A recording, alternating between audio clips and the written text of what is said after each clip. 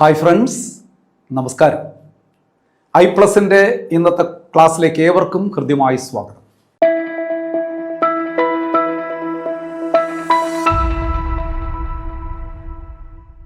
സുഹൃത്തുക്കളെ, ഒരു കപ്പലിനെ സൃഷ്ടിച്ചിരിക്കുന്നത് എന്തിനാണ്?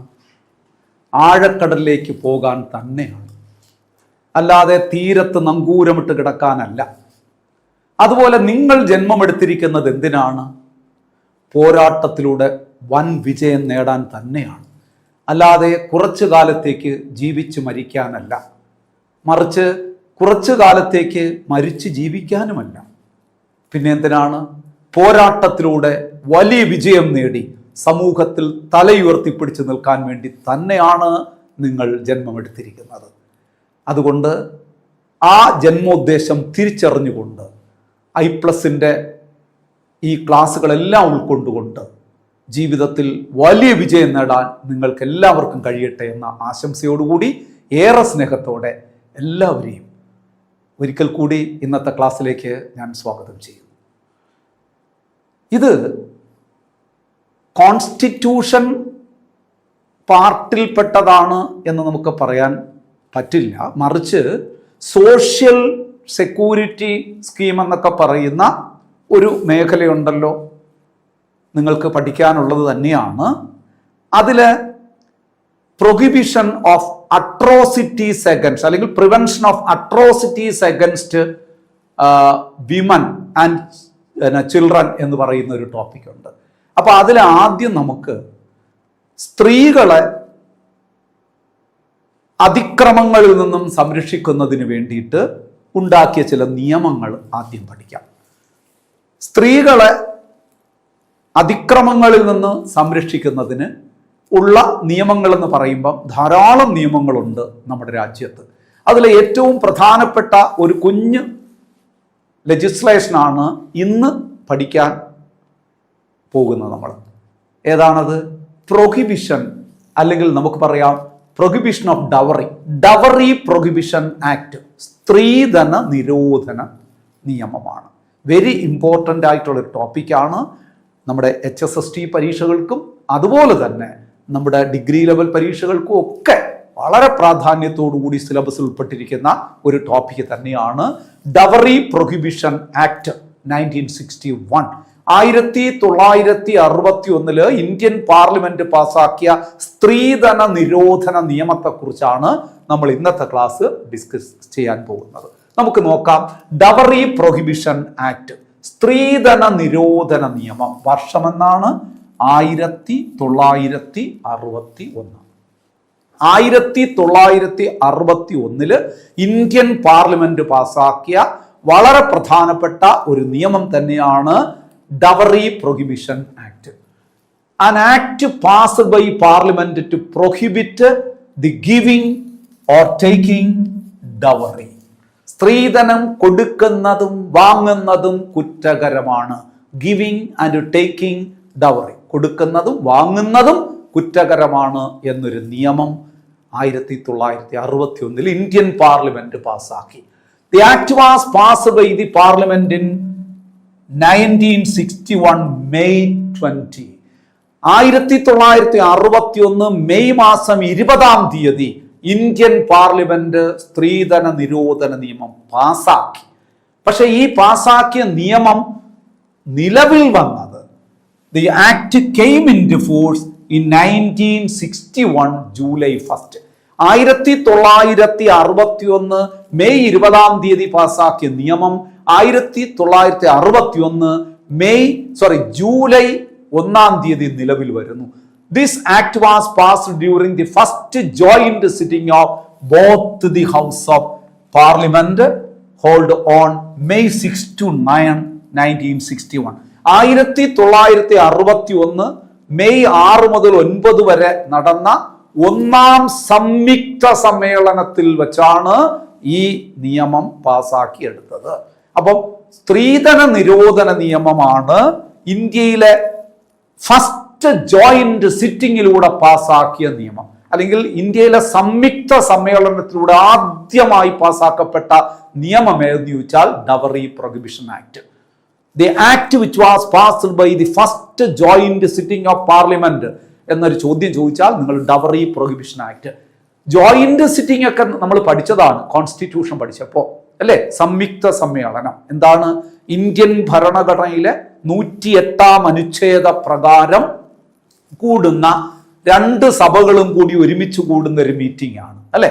അതായത് പാർലമെന്റ് ഒരു നിയമം പാസ്സാക്കണമെങ്കിൽ രണ്ട് സഭകളും അത് അംഗീകരിക്കണം, പാസ്സാക്കണം എന്നാണല്ലോ വ്യവസ്ഥ. എന്നാൽ ഏതെങ്കിലും ഒരു സഭ പാസ്സാക്കുകയും അടുത്ത സഭ അത് അംഗീകരിക്കാതിരിക്കുകയും ചെയ്യുമ്പോഴാണ് സംയുക്ത സമ്മേളനം വിളിച്ചു കൂട്ടുന്നത്. To resolve a deadlock between both the house of parliament over the passage of a bill. അതാണ് ജോയിന്റ് സിറ്റിംഗിന്റെ കാരണം. ഒരു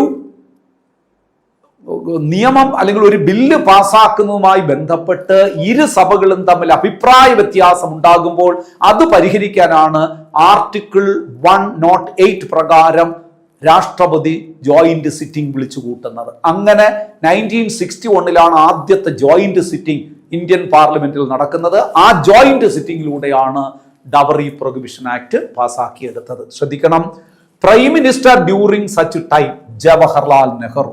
അപ്പോ ഡവറി പ്രൊഹിബിഷൻ ആക്ട് പാസ്സാക്കി ഇങ്ങനെയൊക്കെ ചോദിക്കും പരീക്ഷയ്ക്ക്.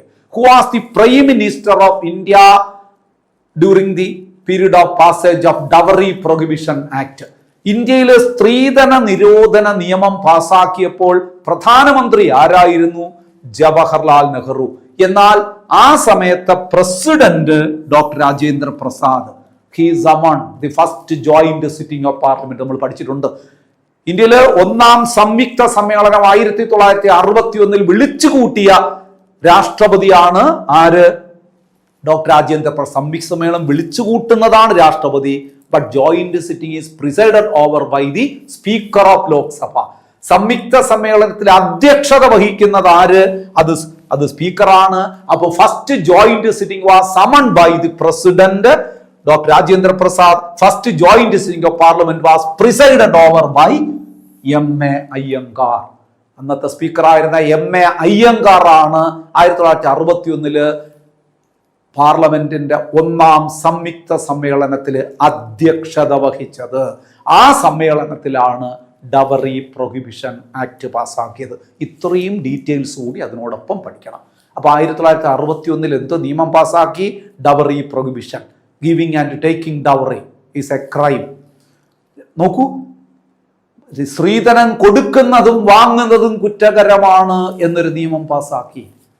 അതുകൊണ്ടാണല്ലോ 1961 ശേഷം ഇന്ത്യയിൽ ആരും സ്ത്രീധനം കൊടുക്കുകയോ വാങ്ങുകയോ ചെയ്യാത്തത് അല്ലേ. നിയമമൊക്കെ പാസ്സാക്കി വെച്ചിട്ടുണ്ട് അല്ലേ. എത്ര പേരത് പാലിക്കുന്നുണ്ട്? പോട്ടെ, എന്തായാലും ശരി, നിങ്ങൾ പഠിക്കുക ഡവറി പ്രൊഹിബിഷൻ ആക്ട്. ഒന്നുകൂടി ആ ഡീറ്റെയിൽസ് ഒന്നുകൂടെ ഒന്ന് ബൈഹാർട്ടാക്കി പോവുക. An act passed by the parliament to prohibit giving or taking dowry. Passed by the parliament in 1961 May 20. ഈ ഡേറ്റുകളൊക്കെ ചോദിക്കും കേട്ടോ. Then the Dowry Prohibition Act came into force in 1961 July 1st. This act was passed during the first joint sitting of both the House of Parliament held on May 6 to 9 in 1961. Prime Minister during such time Jawaharlal Nehru, the President Dr. Rajendra Prasad. That first joint sitting of Parliament was presided over by M.A. Iyengar. Okay അല്ലേ? ഇത്രയും clear അല്ലേ? ശ്രദ്ധിക്കണം. നോക്കാം, നമുക്ക് അടുത്ത പോയിന്റിലേക്ക് കടക്കാം. The purpose of this act എന്താണ്? To prohibit giving or taking dowry. നമ്മൾ ആദ്യമേ ഡെഫിനിഷനിൽ പറഞ്ഞപ്പോൾ നമ്മൾ അതിനോടൊപ്പം പറഞ്ഞതാണ്. ഡവറി പ്രൊഹിബിഷൻ ആക്ടിന്റെ പർപ്പസ് എന്താണ്? അതിന്റെ ഉദ്ദേശ്യം എന്താണ്? To prohibit taking or giving dowry. സ്ത്രീധനം കൊടുക്കുന്നതും വാങ്ങുന്നതും കുറ്റകരമാണ്. നോക്കൂ, സ്ത്രീധനം എന്ന് പറഞ്ഞാൽ എന്താണ്? The valuables giving or taking at the time of marriage. ഒരു വിവാഹ സമയത്ത് കൊടുക്കുന്ന വിലപ്പെട്ട വസ്തുക്കളെയാണ് നമ്മൾ സ്ത്രീധനം എന്ന് പറയുന്നത്. അതിലേക്ക് വരാം, ശ്രദ്ധിക്കുക. മിനിസ്റ്റർ, നോക്ക്, ഈ ആക്ട് വരുന്നത് ഏത് മന്ത്രാലയത്തിന് കീഴിലാണെന്ന് അറിയാമോ? Ministry of women and child development. Ministry of women and child development, വനിതാ ശിശു വികസന മന്ത്രാലയത്തിന് കീഴിലാണ് ഈ നിയമം വരുന്നത്. പരീക്ഷയ്ക്ക് ചോദിക്കാം, this act extend to the whole of India. ഇത് ഏത് വരെ ആണ് ഇതിന്റെ വ്യാപ്തി ഉള്ളത്? ഈ ആക്ട് എവിടെയൊക്കെയാണ് ബാധകമായിട്ടുള്ളത്? ഇന്ത്യ ഒട്ടാകെ ബാധകമാണ് ഡവറി പ്രൊഹിബിഷൻ ആക്ട്. ഇന്ത്യയിലെ ഏത് പ്രദേശത്തിനും ബാധകമായിട്ടുള്ള നിയമമാണ് സ്ത്രീധന നിരോധന നിയമം. ഇതിൽ ടോട്ടൽ സെക്ഷൻ എന്ന് പറയുന്നത് 10.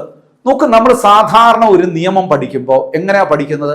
ആ നിയമത്തിൽ ഇത്ര അധ്യായങ്ങളുണ്ട്, ഇത്ര സെക്ഷൻ ഉണ്ട് എന്ന് പറയും. പക്ഷെ ഇവിടെ അധ്യായങ്ങളില്ല. കാരണം ഇതൊരു ഒറ്റ ലെജിസ്ലേഷനാണ്, അധ്യായങ്ങളൊന്നുമില്ല. ഈ നിയമത്തെ 10 സെക്ഷനായിട്ട് തിരിച്ചിരിക്കുന്നു എന്നേ ഉള്ളൂ. പ്രത്യേകിച്ച് ചാപ്റ്റേഴ്സ് ഇല്ല ഇതിനകത്ത്. വളരെ ഒരു വ്യത്യസ്തമായ ഒരു കാര്യമാണത്. മിക്കവാറും എല്ലാ നിയമങ്ങൾ എടുത്തു കഴിഞ്ഞാലും അതിൽ ഒരു നിശ്ചിത അധ്യായങ്ങൾ ഉണ്ടാകും. ആ അധ്യായങ്ങളിലാണ് ഓരോ സെക്ഷൻസ് വരുന്നത്. ഇവിടെ അങ്ങനെയല്ല, മൊത്തം 10 സെക്ഷനേ ഉള്ളൂ. It does not divide its section into chapters. Chapters ആയിട്ട് ഇത് ഡിവൈഡ് ചെയ്യുന്നില്ല. It is a single continuous piece of legislation. ഇത് ഒരൊറ്റ ലെജിസ്ലേഷനാണ്, ഒരൊറ്റ നിയമമായിട്ട് വരുന്നതാണ്. വ്യത്യസ്തമായിട്ടൊരു 10 സെക്ഷൻ മാത്രമേ ഇതിനകത്ത് പറയുന്നുള്ളൂ. അതുകൊണ്ട് പഠിക്കാൻ എളുപ്പമാണ്. അധ്യായങ്ങളൊന്നും വേർതിരിച്ച് പഠിക്കേണ്ടതില്ല. 10 സെക്ഷൻ മാത്രം ഒന്ന് പഠിച്ചു വെച്ചിരുന്നാൽ മതി. ക്ലിയർ അല്ലേ? അപ്പൊ ഇതിൽ എത്ര സെക്ഷൻ ഉണ്ട്? 10 സെക്ഷൻ ഉണ്ട്. നോക്കാം, അതിലെ ഫസ്റ്റ് സെക്ഷൻ, നമുക്ക് ആ സെക്ഷൻസ് ഒന്ന് പറഞ്ഞു പോകാം. പ്രധാനപ്പെട്ട സെക്ഷൻസ് എല്ലാം ഒന്ന് പറഞ്ഞു പോകാം. സെക്ഷൻ ഫസ്റ്റ് പറയുന്ന അത് നിങ്ങൾക്ക് എല്ലാവർക്കും അറിയാം. ഏതൊരു നിയമം എടുത്താലും അതിന്റെ ഒന്നാമത്തെ സെക്ഷനിൽ എന്തായിരിക്കാം പറയുന്നത്? ഒരു 3 ടേം ആണല്ലോ നമ്മൾ പഠിക്കുന്നത്. എന്താണ്? Short title, extend and commencement. ഏത് നിയമം എടുത്തു നോക്കൂ, അത് തന്നെയാണ് ഒന്നാമത്തെ അധ്യായത്തിൽ പറയുന്നത്. ഷോർട്ട് ടൈറ്റിൽ ചുരുക്കപ്പേര്, എക്സ്റ്റെൻഡ് വ്യാപ്തി, കമൻസ്മെന്റ് പ്രാരംഭം അല്ലെങ്കിൽ അതിൻ്റെ തുടക്കം. ചുരുക്കപ്പേര്, വ്യാപ്തി, പ്രാരംഭം. എന്താണ് ആ നിയമത്തിന്റെ ചുരുക്കപ്പേര്? ആ നിയമം ഏതുവരെ ബാധകമാണ്, ഏതുവരെ എക്സ്റ്റെൻഡ് ചെയ്തിട്ടുണ്ട്, ഇനി അത് കമൻസ് ചെയ്തത് എന്നാണ്. അപ്പൊ ആ 3 ചോദ്യം, ഈ 3 കാര്യത്തിന്റെ ഉത്തരം നിങ്ങളൊന്ന് പറഞ്ഞ് നമുക്കിപ്പം അതൊന്ന് പറയാമോ? ഷോർട്ട് ടൈറ്റിൽ എന്താണ്? Dowry prohibition act 1961. അത്രയേ ഉള്ളൂ. ഷോർട്ട് ടൈറ്റിൽ അത്രയേ ഉള്ളൂ. ഈ നിയമത്തിന്റെ ചുരുക്കപ്പേരെന്താണ്? ഡവറി പ്രൊഹിബിഷൻ ആക്ട് 1961, 1961 സ്ത്രീധന നിരോധന നിയമം കഴിഞ്ഞു. ഇതിന്റെ ഇടപാട് കഴിഞ്ഞു. എക്സ്റ്റെൻഡ് നമ്മൾ പറഞ്ഞു, it extend to whole of India. ഇന്ത്യയുടെ എല്ലാ പ്രദേശം, ഇന്ത്യ, ഹോൾ ഓഫ് ഇന്ത്യ, ഇത് മൊത്തം ഇന്ത്യ ഒട്ടാകെ ബാധകമാണ്. എക്സ്റ്റെൻഡും കഴിഞ്ഞു. കമൻസ്മെന്റ് നമ്മൾ പറഞ്ഞല്ലോ, 1961 ജൂലൈ 1 ഇത് നിലവിൽ വന്നത്. അപ്പൊ അതും കഴിഞ്ഞു. ഇതാണ് ഒന്നാമത്തെ സെക്ഷനിൽ പറയുന്നത്. ഈ നിയമത്തിന്റെ പേരെന്ത്, ഈ നിയമം ഏതുവരെ ബാധകമാണ് എന്നാണ് ഈ നിയമം നിലവിൽ വരുന്നത്. അവിടെ 1961 ജൂലൈ 1 നിലവിൽ വരുമെന്നല്ല പറഞ്ഞിരുന്നത്. അവിടെ കമൻസ്മെന്റിൽ പറയുന്നത് ഇത് പിന്നെ നോട്ടിഫിക്കേഷനൊക്കെ വന്ന് സർക്കാർ അത് യുക്തമായ സമയത്ത് ഈ നിയമം ബാധകമാക്കും എന്നേ പറഞ്ഞിട്ടുള്ളൂ. അതിനുശേഷമാണ് നിലവിൽ വരുന്നത്. അതുകൊണ്ടാണ് അങ്ങനെ പറയുന്നത്. അപ്പൊ നമ്മളിവിടെ പറയുമ്പോൾ നിങ്ങൾ ഇങ്ങനെ പഠിച്ചാൽ മതി. ഷോർട്ട് ടൈറ്റിൽ എന്താണ്? Dowry prohibition act 1961. ക്ലിയർ അല്ലേ? Extend whole of India, India ഒട്ടാകെ ബാധകമാണ്. Commencement 1961 July 1. ക്ലിയർ അല്ലേ? ഇനി രണ്ടാമത്തെ ഡെഫിനിഷൻസ് ഓഫ് ഡവറി. എന്താണ് ഈ ഡവറി? നമ്മൾ പറയാറുണ്ടല്ലോ സ്ത്രീധനം എന്നൊക്കെ പറഞ്ഞാൽ ഇത് എന്താണ് ഉദ്ദേശിക്കുന്നത്? Any property or valuable security given directly or indirectly.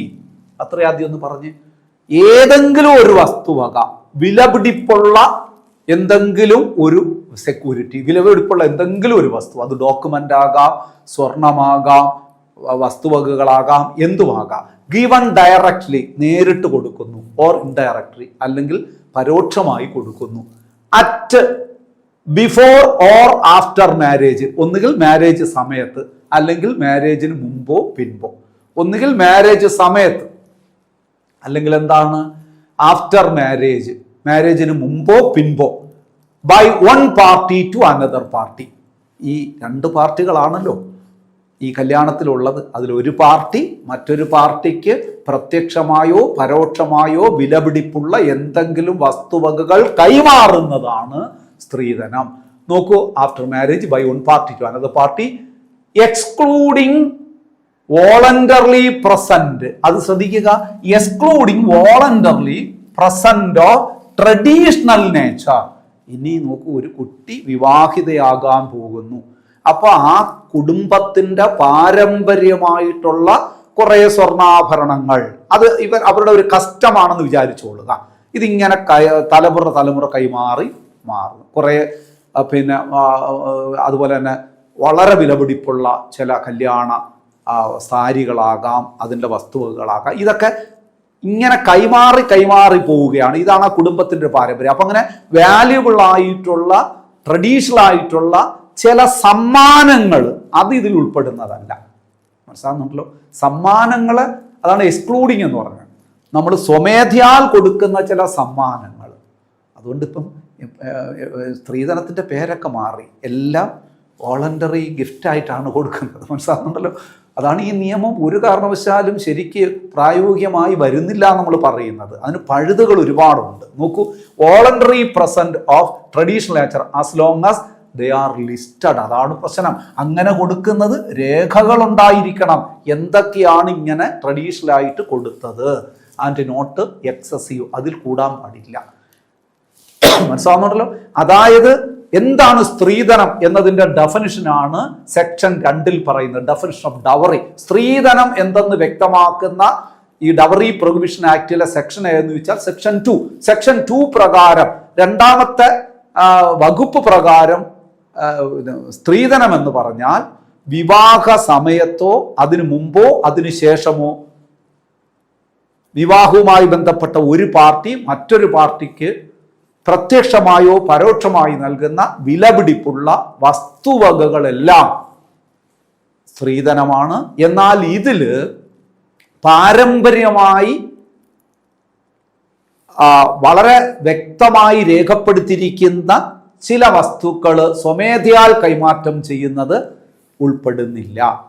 Clear ആവുന്നുണ്ടോ ഞാൻ പറയുന്നത്? വ്യക്തമായി പഠിക്കണം. പക്ഷെ അതിനൊരു ലിസ്റ്റ് ഉണ്ടായിരിക്കും, അതിൽ കൂടുതൽ ഉണ്ടാകാൻ പാടില്ല. അങ്ങനെയുള്ളതിനെ ഒരിക്കലും നമ്മൾ ഏതിൽ ഉൾപ്പെടുത്തൂല?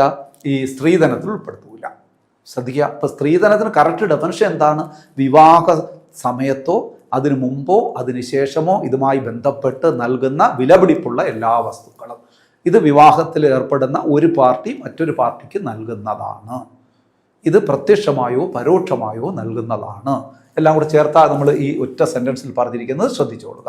ക്ലിയർ അല്ലേ? ഇനി 3 പറയുന്നത്, സെക്ഷൻ 3 പറയുന്നത് എന്താണ് നോക്കാം. Penalty for giving or taking dowry. 3 പറയുന്നത് സ്ത്രീധനം കൊടുക്കുകയോ വാങ്ങുകയോ ചെയ്യുന്നതിനുള്ള പെനാൽറ്റിയാണ്, ശിക്ഷയാണ്.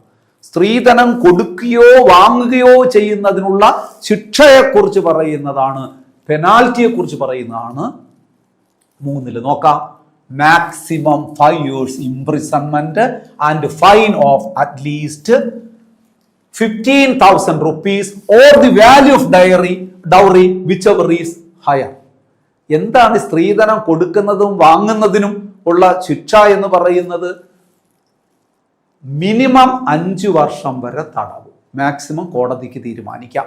കുറഞ്ഞത് 5 വർഷം വരെ തടവ്. നോക്കൂ, എ ഫൈൻ ഓഫ് അറ്റ്ലീസ്റ്റ് 15,000 രൂപ പിഴ. 15,000 രൂപയല്ല, 15,000 രൂപയോ സ്ത്രീധന തുകയോ ഏതാണ് ഏറ്റവും വലുത് അത് പിഴ കൊടുക്കണം. അപ്പൊ സ്ത്രീധനം കൊടുത്തു, വാങ്ങി, മനസ്സിലാവുന്നുണ്ടല്ലോ? ആ സ്ത്രീധന തുക 15,000 രൂപയിൽ കൂടുതലാണെങ്കിൽ ആ തുകയായിരിക്കും പിഴയായിട്ട് അടയ്ക്കേണ്ടത്. 15,000 രൂപയൊക്കെ ആര് സ്ത്രീധനം കൊടുക്കുന്നത് അല്ലേ? 15 ലക്ഷവും ആയിരിക്കില്ല, 15 കോടിയൊക്കെ ആയിരിക്കാം വരുന്നത്. അപ്പോൾ സ്വാഭാവികമായിട്ടും ആ തുക ഫൈനായിട്ട് അടയ്ക്കണം.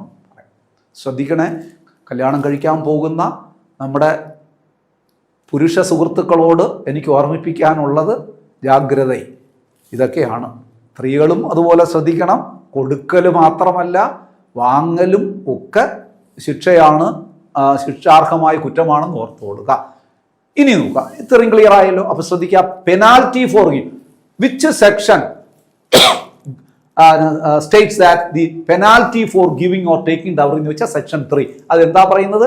കുറഞ്ഞത് 5 വർഷം വരെ തടവ്, ഇനി എന്താണ് 15,000 രൂപയോ സ്ത്രീധന തുകയോ, whichever is ഹയർ, ഏതാണ് കൂടുതൽ അത് പിഴയായിട്ട് അടയ്ക്കണം. 10 ലക്ഷം രൂപ സ്ത്രീധനമായിട്ട് വാങ്ങിച്ചു എന്ന് തെളിയിക്കപ്പെട്ട 10 ലക്ഷം രൂപ ഫൈനാണ്. മനസ്സിലാവുന്നുണ്ടല്ലോ. ഇനി നോക്കാം, സെക്ഷൻ 4 എന്താ പറയുന്നത്? Penalty for demanding dowry. മറ്റത് കൊടുത്താലും കൊടുക്കുന്നവനും വാങ്ങുന്നവനും ഒരേ ശിക്ഷയാണ്, നേരത്തെ പറഞ്ഞത്. ഇവിടെ നോക്ക്, penalty for demanding dowry. Dowry demand ചെയ്യുന്നതിന്, ആവശ്യപ്പെടുന്നതിനുള്ള ശിക്ഷയാണ് 4 പറയുന്നത്. This section mandates penalty for demanding dowry either directly or indirectly from parents, relatives or guardians of a bride or bridegroom. വധുവിൻ്റെയോ വരൻ്റെയോ ആരും ആയിക്കോട്ടെ, ബന്ധുക്കൾ ആരും ആയിക്കോട്ടെ, അവര് പ്രത്യക്ഷമായോ പരോക്ഷമായോ എന്താണ് ഡവറി ആവശ്യപ്പെട്ടാൽ, നോക്കൂ, violation are punishable by imprisonment ranging from 6 months to 2 years along with a fine up to 10,000 rupees. 6 മാസം കുറഞ്ഞ ശിക്ഷ, 2 വർഷം കൂടിയ ശിക്ഷ. 6 മാസം മുതൽ 2 വർഷമോ 10,000 രൂപയോ പിഴയായിരിക്കും, 2 കൂടിയോ ആയിരിക്കാം. ജയിലിലും കിടക്കണം, പിഴയടയ്ക്കേണ്ടി വരും. അതുകൊണ്ട് സൂക്ഷിക്കുക. ഈ പെണ്ണ് കാണാനൊക്കെ പോകുമ്പോൾ ചില ആൾക്കാർ ചെന്ന് പെണ്ണിനെയൊക്കെ കണ്ടിട്ട് കാപ്പിയൊക്കെ കുടിച്ചിരുന്നിട്ട് ചില കാരണവന്മാരൊക്കെ ഒരു ചോദ്യം ചോദിക്കുന്നത് എനിക്ക് വളരെ തമാശയായിട്ട് തോന്നാറുണ്ട് പലപ്പോഴും. ചില ചോദ്യം ചോദിക്കണം കിട്ടിട്ടില്ലേ? പെണ്ണിന് എന്തൊക്കെ കൊടുക്കും? മനസ്സിലാകുന്നുണ്ടല്ലോ, ഈ ചോദ്യം വളരെ പ്രസക്തമാണ്. എന്തൊക്കെ കൊടുക്കും? ചില ശുദ്ധാത്മാക്കൾക്ക് ആ ചോദ്യത്തിൻ്റെ പൊരുൾ മനസ്സിലാവില്ല. അവർ പറയും രാവിലെ കാപ്പി കൊടുക്കും, വൈകിട്ട് ഊണ് കൊടുക്കും എന്നൊക്കെ പറയാറുണ്ടല്ലേ. ആ കൊടുപ്പാണോ അവരുദ്ദേശിക്കുന്നത്? അല്ല. ഈ വിവാഹത്തോടനുബന്ധിച്ച് എന്ത് സ്ത്രീധനം കൊടുക്കും എന്നാണ് ആ ചോദ്യം. ആ ഒറ്റ ചോദ്യം മതി 6 മാസം മുതൽ 2 വർഷം വരെ തടവും 15,000 രൂപയ്ക്കും. അതുകൊണ്ട് പെണ്ണ് കാണാൻ പോകുന്ന സുഹൃത്തുക്കളെ സൂക്ഷിക്കുക, ഇത്തരം ചോദ്യങ്ങൾ ഒഴിവാക്കുക. മനസ്സിലാവുന്നുണ്ടല്ലോ. അപ്പോൾ ഡിമാൻഡ് ചെയ്യുന്നത് കുറ്റകരമാണ്. സ്ത്രീധനം വാങ്ങിയില്ല, ആവശ്യപ്പെടുന്നത് തന്നെ കുറ്റകരമാണ്. 10,000 രൂപ പിഴയടയ്ക്കണം. 2 വർഷം മുതൽ 6 മാസം മുതൽ 2 വർഷം വരെ ചിലപ്പം തടവും അനുഭവിക്കേണ്ടി വരും. ഒന്നും ചെയ്തിട്ടില്ല, സ്ത്രീധനം വാങ്ങിയിട്ടില്ല, ഒന്നും ചെയ്തിട്ടില്ല. അവിടെ പോയി ഒരു ചായ കുടിച്ചു, പകരം ചുമ്മാ ഒരു ചോദ്യം ചോദിച്ചു, അത്രയേ ഉള്ളൂ. മനസ്സിലാവുന്നുണ്ടല്ലോ. അതാണ് ഈ നിയമപ്രകാരം സെക്ഷൻ 4 പ്രകാരമുള്ള ശിക്ഷ, ഡിമാൻഡിങ്. അപ്പൊ 4 എന്താ പറയുന്നത്? സ്ത്രീധനം ആവശ്യപ്പെട്ടാലുള്ള ശിക്ഷ. ഇനി നോക്കൂ, സെക്ഷൻ 4A പറയുന്ന ഒരു കാര്യം നോക്കൂ, ബാൻ ഓൺ അഡ്വർടൈസ്മെന്റ്. പരസ്യങ്ങൾ വിലക്കുന്നു. സ്ത്രീധനവുമായി ബന്ധപ്പെട്ട പരസ്യങ്ങൾ വിലക്കുന്ന സെക്ഷനാണ് 4A. This section bans advertising offers of property, money or business shares as consideration for marriage. നോക്കൂ, ചില ആളുകൾ പരസ്യം ചെയ്യും, എൻ്റെ മകളെ വിവാഹം കഴിക്കുന്ന ആളിന് ഇത്ര പ്രോപ്പർട്ടി നൽകും, ഇത്രയും പണം നൽകും, അവർ എൻ്റെ വലിയ ബിസിനസ്സുകാരനായിരിക്കും, എൻ്റെ ബിസിനസ്സിൻ്റെ ഷെയർ നൽകും, അതുകൊണ്ട് ആവശ്യക്കാരെ വരൂ. പരസ്യം ചെയ്യുകയാണ്. ഇങ്ങനെ പരസ്യം ചെയ്യാറുണ്ട്. എൻ്റെ മകളെ, നിങ്ങൾ ശ്രദ്ധിക്കുക, അങ്ങനെ ഒരു പരസ്യം നിങ്ങൾ കണ്ടാൽ എന്തായിരിക്കും അവസ്ഥ? ഞാൻ നമ്മുടെ സുഹൃത്തുക്കളോട് പറയുന്നത്, അത്തരം പരസ്യമാണെങ്കിൽ ഈ സാധനങ്ങളെ വാല്യൂ ഉള്ളതെന്ന് നിങ്ങൾ മനസ്സിലാക്കേണ്ടത്. ആ മകളുടെ വാല്യൂ തീരെ ഇല്ലാത്തത് കൊണ്ടാണ് ഇങ്ങനെ പരസ്യം ചെയ്യുന്നതെന്ന് നിങ്ങൾ മനസ്സിലാക്കുക. മനസ്സിലാകുന്നുണ്ടല്ലോ. അപ്പൊ അത്തരം പരസ്യങ്ങൾ ചെയ്തു കഴിഞ്ഞാൽ, പ്രോപ്പർട്ടിയോ മണിയോ ബിസിനസ് ഷെയറോ പരസ്യം ചെയ്തു കഴിഞ്ഞാൽ, വിവാഹത്തിന് ആവശ്യപ്പെട്ടുകൊണ്ട് ഒരു മാരേജിന്റെ ഒരു കൺസിഡറേഷനായിട്ട്, ഒരു പ്രതിഫലമായിട്ട് ഇത്രയും സാധനങ്ങളൊക്കെ ഞങ്ങൾ നൽകുമെന്ന് പരസ്യം ചെയ്യുന്നത് കുറ്റകരമാണ്. അങ്ങനെ പരസ്യം ചെയ്തിട്ട് ആരെങ്കിലും വന്നതുകൊണ്ടല്ല, വിവാഹം നടന്നതുകൊണ്ടല്ല, ഒന്നും വേണ്ട. ഈ ഒറ്റ പരസ്യം മതി, കുറ്റകരമാണ്. Violators faces imprisonment 6 months to 5 years. 6 മാസം മുതൽ 5 വർഷം വരെ ഈ പരസ്യം ചെയ്ത വ്യക്തി ജയിലിൽ കിടക്കേണ്ടതായിട്ട് വരും. Or fine up to 15,000 rupees, 15,000 രൂപ ഫൈനും കൊടുക്കണം. മനസ്സിലാകുന്നുണ്ടല്ലോ? 15,000 രൂപ ഫൈനും കൊടുക്കേണ്ടി വരും. 6 മാസം മുതൽ 5 വർഷം വരെ ജയിൽ ശിക്ഷ അനുഭവിക്കേണ്ടി വരും. എന്തിനാണ്? സ്ത്രീധനം നൽകാമെന്ന് പരസ്യം ചെയ്യുന്നതിന്. ഏതെങ്കിലും മീഡിയയിലൂടെയൊക്കെ പരസ്യം ചെയ്യും. This applies to anyone publishing, printing or circulating such advertisement in any media. ഏത് മീഡിയയിലായിക്കോട്ടെ, പബ്ലിക്കിന്റെ മുമ്പിൽ ഇങ്ങനെ ഒരു പരസ്യം എത്തുകയാണ് എങ്കിൽ അത് കുറ്റകരമാണ്. 6 മാസം മുതൽ 5 വർഷം വരെ തടവ് ശിക്ഷ കിട്ടാൻ ഉള്ള കുറ്റമാണ്. 15,000 രൂപ പിഴ അടയ്ക്കേണ്ടിയും വരുന്ന കുറ്റമാണ്. ക്ലിയർ അല്ലേ? ഇതെല്ലാം പഠിക്കണം, പരീക്ഷയ്ക്ക് ചോദിക്കും. സെക്ഷൻ 5 ഇത് നോക്കൂ, സെക്ഷൻ 4A ആണ്. സെക്ഷൻ 5 പറയുന്നത് എന്താണെന്ന് നോക്കാം. Agreement to give or take dowry void. Agreement to give or take dowry void എന്ന് പറയുന്നതാണ്. വൈഡ് മീൻസ് അസാധുവാണ്. അതായത് സ്ത്രീധനം കൊടുക്കാമെന്നോ വാങ്ങാമെന്നോ ഒക്കെ പറഞ്ഞുകൊണ്ടുള്ള ഏതൊരു എഗ്രിമെന്റും അസാധുവാണ്, വൈഡാണ്. അത് നിലനിൽക്കുന്നതല്ല. അതുകൊണ്ട് ഞാൻ പറയുന്നത്, സ്ത്രീധനം കൊടുക്കാം എന്ന് പറഞ്ഞുകൊണ്ട് നിങ്ങൾ എത്ര തന്നെ വിലയുള്ള മുദ്രപത്രത്തിൽ എഴുതി വച്ചാലും അത് വൈഡാണ്. ചില ആളുകൾ പറയുമല്ലോ, ഇപ്പൊ സ്ത്രീധനം കൊടുക്കാം എന്ന് പറയും, പക്ഷെ ഇപ്പൊ പൈസ തരാനില്ല. വിവാഹം കഴിഞ്ഞ് ഒരു 2 വർഷത്തിന് ഉള്ളിൽ ഇത്ര ലക്ഷം രൂപ തന്നുകൊള്ളാം, അല്ലെങ്കിൽ ഇത്ര പവൻ ആഭരണം തന്നുകൊള്ളാം, അല്ലെങ്കിൽ ഇന്ന പ്രോപ്പർട്ടി തന്നുകൊള്ളാം എന്ന് പറയുമ്പോൾ അവർക്ക് വിശ്വാസം വരുന്നില്ല. അപ്പോൾ പറയും ഞങ്ങൾ അതെങ്ങനെ വിശ്വസിക്കും? ഉടനെ ഇയാൾ പറയാണ് ഞാൻ എഴുതി തരാം, ഒരു മുദ്രപത്രത്തിൽ എഴുതി തരാം. അങ്ങനെ മുദ്രപത്രത്തിൽ എഴുതി കൊടുക്കുകയാണ്. അത് വാങ്ങിച്ചുകൊണ്ട് അവർ പോവുകയാണ്.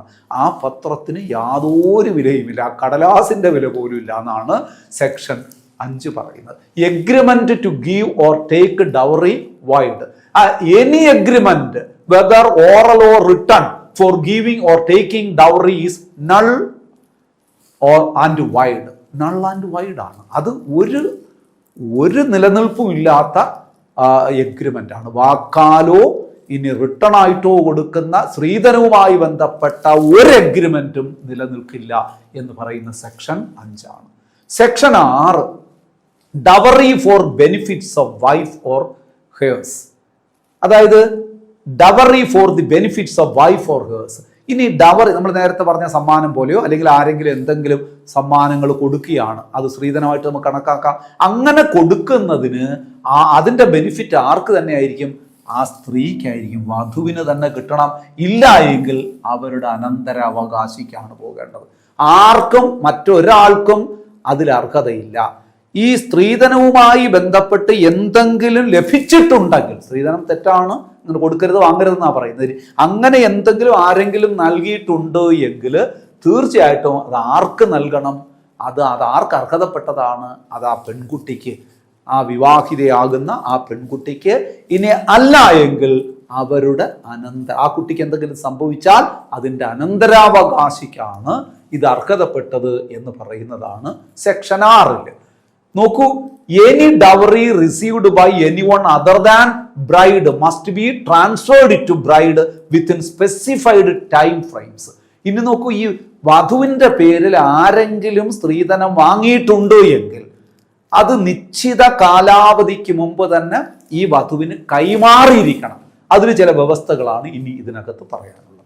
അത് നമുക്ക് അടുത്ത ക്ലാസ്സിൽ പറയാം, കാരണം കുറച്ചധികം പറയാനുണ്ട്. അപ്പോൾ സെക്ഷൻ 6 മുതൽ നമുക്ക് അടുത്ത ക്ലാസ്സിൽ വിശദീകരിക്കാം. 5 വരെ ഉള്ളത് വളരെ ഭംഗിയായി തന്നെ നിങ്ങൾ മനസ്സിലാക്കിയെന്നാണ് ഞാൻ വിശ്വസിക്കുന്നത്. പരീക്ഷയ്ക്ക് വരുന്ന ചോദ്യങ്ങളാണ് പലതും, എന്നാൽ പഠിക്കാൻ എളുപ്പമാണ്. വലിയ ബുദ്ധിമുട്ടുള്ളൊരു ടോപ്പിക് അല്ല എന്നാണ് എൻ്റെ വിശ്വാസം. നിങ്ങളുടെ അഭിപ്രായം എന്താണ് എന്ന് ഞാൻ അന്വേഷിക്കുകയാണ്.